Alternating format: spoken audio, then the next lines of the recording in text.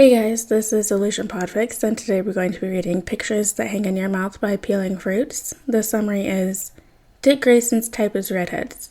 Wally has a normal reaction to this information. Alright, without further ado, let's hop right in. Tim, 1:15 p.m. Attachment. I can't do this. When Wally opens the message, he sees a picture of Dick standing at the counter of a small Gotham coffee shop. Wally vaguely recognizes as a place Dick brought him half a year or so ago now. When Wally opens the message, he sees a picture of Dick standing at the counter of a small Gotham coffee shop Wally vaguely recognizes as a place Dick brought him to half a year ago or so now. As he would later find out, Bruce hadn't been very happy about that. Apparently, no metas in Gotham doesn't even make way for his eldest best friend. But he'd had enough fun that he almost didn't mind receiving the pointed message from Batman that night. In the photo, Dick is grinning his best pretty boy Richard Grayson smile at the pink-faced barista. Warm overhead lights spilling over his face and only helping his beauty. And Wally assumes Tim's annoyance is with the fact that he's probably flirting.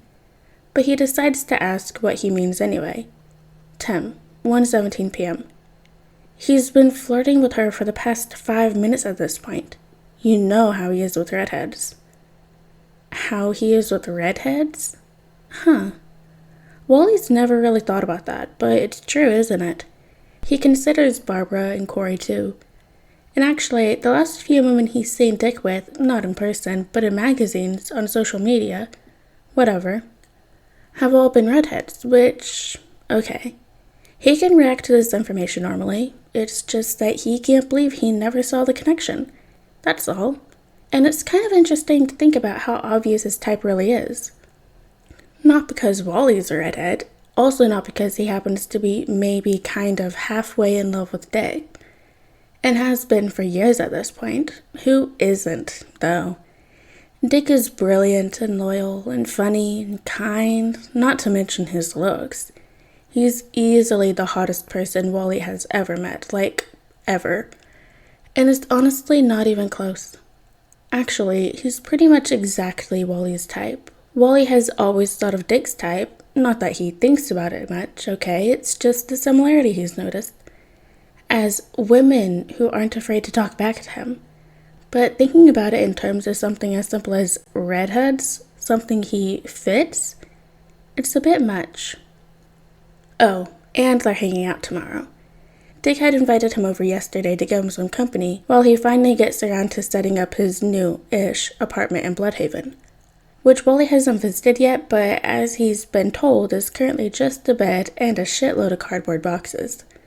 Well, he did just wash his hairs, so maybe he'll have some fun with this newfound realization. Some fun that will give him plausible deniability if it crashes and burns.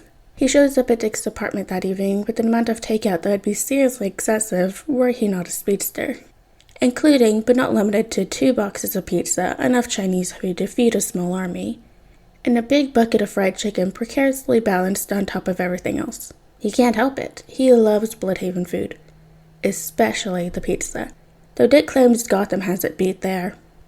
Dick is already up and at it when he lets himself in, sitting on the hardwood floor of his very barren living room, scanning over the instructions for putting together his new couch.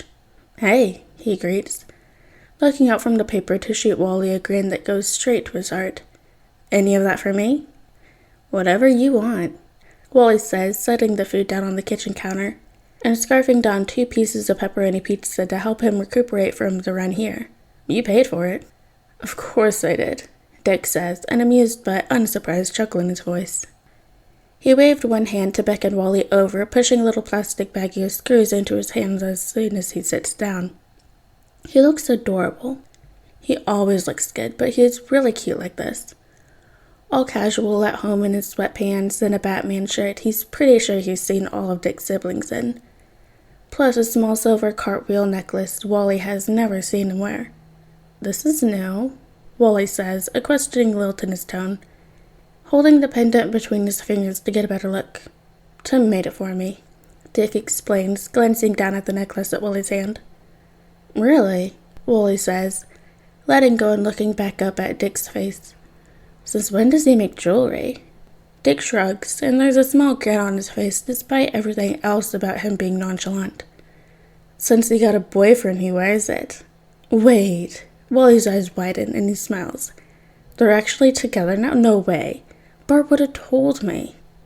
Tim says they're still feeling things out. He seems really happy. I think it'll be official soon. Dick says, picking back up the instruction manual. Okay, help me out here. It's not a difficult job. They get it put together in 5 minutes tops. And when it's done, Wally drapes himself over the very comfortable cushions, explaining, we better test it out. Dick laughs, but he sits beside Wally anyway.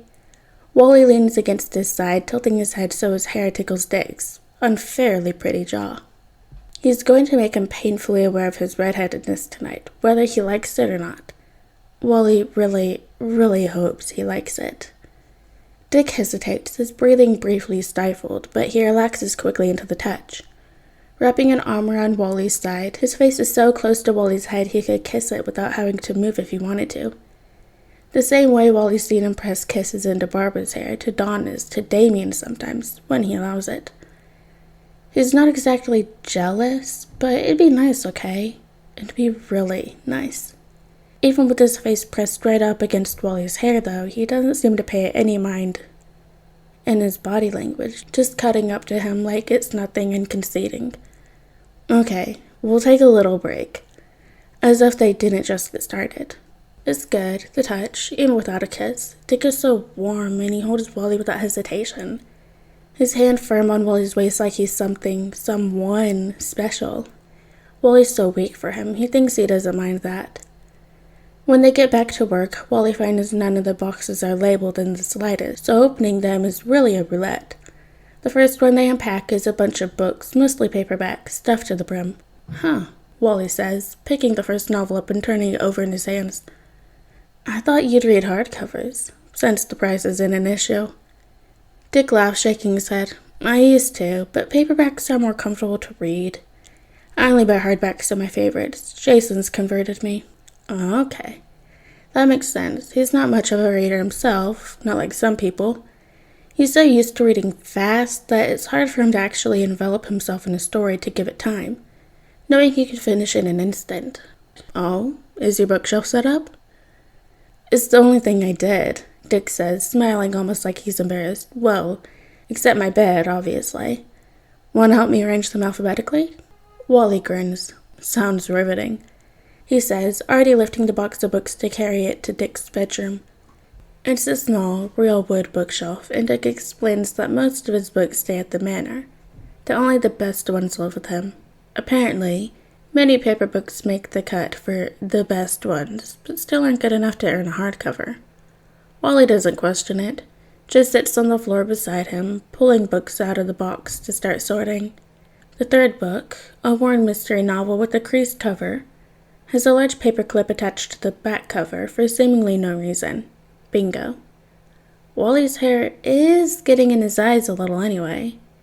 He fumbles to pin part of his fringe back with the paperclip, accidentally dropping it, as if his reaction time would ever really allow it to fall on the floor in front of him. The motion succeeds in getting Dick to look at him, and Wally pushes the paperclip into his hands, asking, Can you help me get my bangs out of my eyes? Dick laughs, glancing from Wally to the paperclip and back to Wally, who tilts his head back down to show that his hair does, in fact, fall into his eyes when he looks down to grab a book. Where did you find this? He asks, already reaching up to help. Wally shrugs, grinning, and he's pretty sure he's the only one affected right now by Dick's hands in his hair, carefully pinning it aside, which is entirely unfair. It's also unfair that he blushes so much more easily than Dick. So even if he is affected and just keeping a poker face, it's not like Wally can tell. He tilts his head forward just slightly, leaning into Dick's hand, but Dick pays it no mind, pulling back once he's gotten the paperclip secured in Wally's hair. If he had any less self-control, Wally would whine at the loss of touch. Instead, he shoots Dick a toothy grin. Thanks, he says. Do I look fashionable? Dick huffs a breathy laugh, eyebrows furrowing in amusement. If that's what you want to call it, he says, turning back to the bookcase. Damn it. He'll have to find another option. The second box they unpack after Wally's makeshift hair clip has snuck away somewhere and set his bangs free, is full of dishes, according to Dick. It's all of the dishes he owns, which isn't many considering that the box is really half as full as it looks. Bubble wrap to keep the dishes safe and snug, filling up the other half. It's mostly colorful mugs and bowls from Damien's brief pottery phase, and Wally sits up on the counter beside the oven, snacking on a small carton of lo mein while Dick puts away the tableware. "Give me a bite," Dick says, turning to face Wally, who narrowly avoids dropping noodles on Dick's shirt when he pushes the chopsticks towards his mouth. Dick's still looking at him. This is an opportunity. "Do you think I should cut my hair?"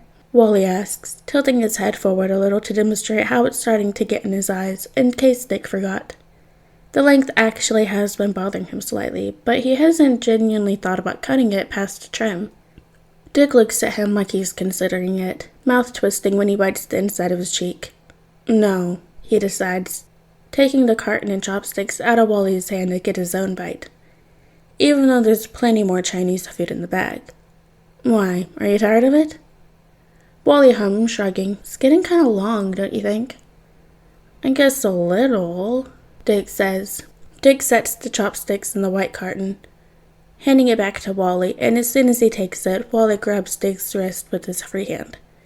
Leaning forward a little to bring the hand to his hair, Dick freezes up, and Wally lets go of his hand, about to apologize and laugh it off, but then he starts to run his fingers through Wally's hair. Gentle, and that's enough to make him slam his mouth shut, probably blushing. "I think it's fine," Dick says. His voice is soft in a way Wally has hardly ever heard from him. Wally grins a little, unable to help himself, setting the carton on the stove and kicking Dick's shin, just below his knee. "You think it looks good?" Dick nods, hand lingering in Wally's hair, no longer moving. "Yeah, man." "You think I look good?" Wally asks, unsure where he got all the confidence, but rolling with it anyway. It's like a switch is flipped. Dick smiles, stepping between Wally's legs. He trails his hands from Wally's hair to his neck, fingers drumming lightly on its nape. "You do look good," he says, holding eye contact like he's trying to kill him. "You always look good." Wally squeaks. This is embarrassing enough on its own, but that's only amplified by the fact that he has Richard fucking Grayson standing between his thighs, moving his hand to cup his cheek, smiling at him like he loves him. And God, does Wally love him.